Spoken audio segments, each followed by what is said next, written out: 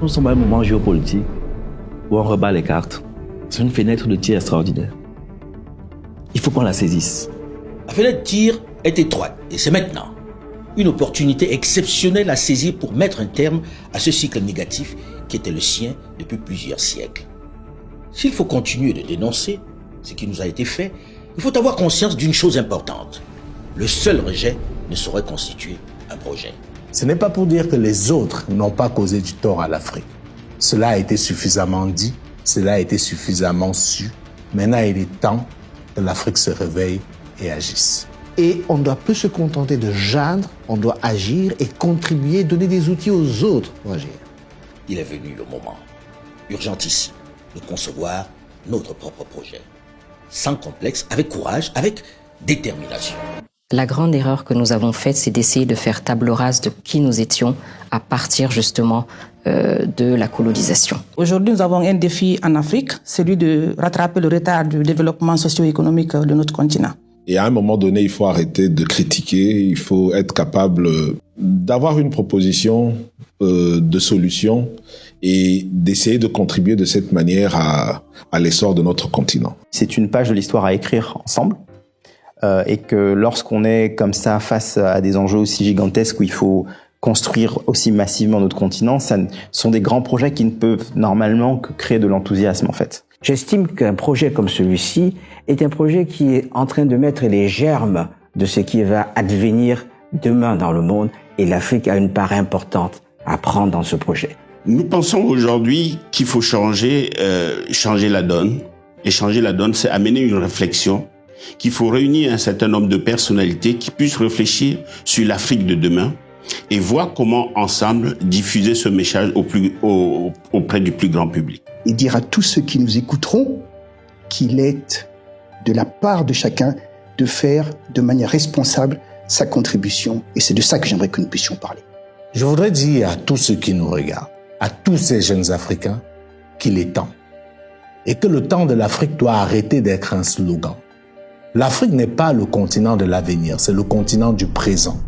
Pour pouvoir avancer, il faut une destination. Nous devons la définir avec beaucoup d'ambition. La première chose, c'est de savoir où on veut aller. Cette vision ambitieuse pour nos populations, pour nos États. Il y a un moment, il faut s'arrêter pour se poser les vraies questions, pour s'interroger sur le cap que l'Afrique aujourd'hui devait prendre et s'interroger si effectivement, depuis les indépendances, le trajet que nous avons pris est le bon. Donc, sortir du schéma classique et se réinventer, oui, on doit faire ça. Tout est réuni pour que nous réussissions. Il faut une seule chose, la prise de conscience. C'est de cette obligation qu'est né le groupe Mansa. Notre aventure a vu le jour sous le nom Mansa, en hommage à Mansa Moussa, l'homme le plus riche de tous les temps, figure emblématique, méconnue de notre histoire. L'aventure Mansa est une rencontre entre des personnes d'origine, de trajectoire, d'âge et d'horizons divers, ayant en partage l'amour de l'Afrique.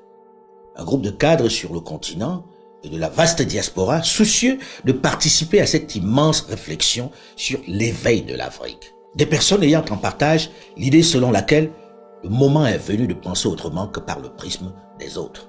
L'Afrique ne sera pas détruite par ceux qui lui font du mal, mais par ceux-là qui regardent sans rien faire. Moi, j'ai décidé d'arrêter de regarder et d'agir, parce que personne, à part les Africains, ne pourra protéger l'Afrique. Le groupe Mansa ne saurait être celui qui initie à lui seul ce nouveau départ de notre continent. C'est un travail de tous. Il n'est qu'un élément qui vous invite dans son cadre. Rassurez-vous, nous sommes conscients que nous n'avons pas la science infuse, que nous n'avons pas toutes les vérités, que nous avons beaucoup de choses à apprendre. Mais comme on dit dans un adage africain, une seule main ne peut pas attacher un fagot. Une seule main ne peut pas se laver. Chacun dans son coin doit initier, doit nourrir, doit enrichir cette réflexion pour la prospérité de l'Afrique. C'est un travail que chacun doit prendre à son compte, puisque nous nous attaquerons à toutes les thématiques nécessaires à notre éclosion. Dieu sait combien elles sont complexes et connexes. Nous parlerons des institutions, de gouvernance, de tradition, de culture, de politique, d'économie, de science, d'éducation, d'agriculture, de sous-sol, d'environnement. Notre ambition est de créer un espace où chaque Africain pourrait s'exprimer, partager ses espoirs et formuler ses critiques.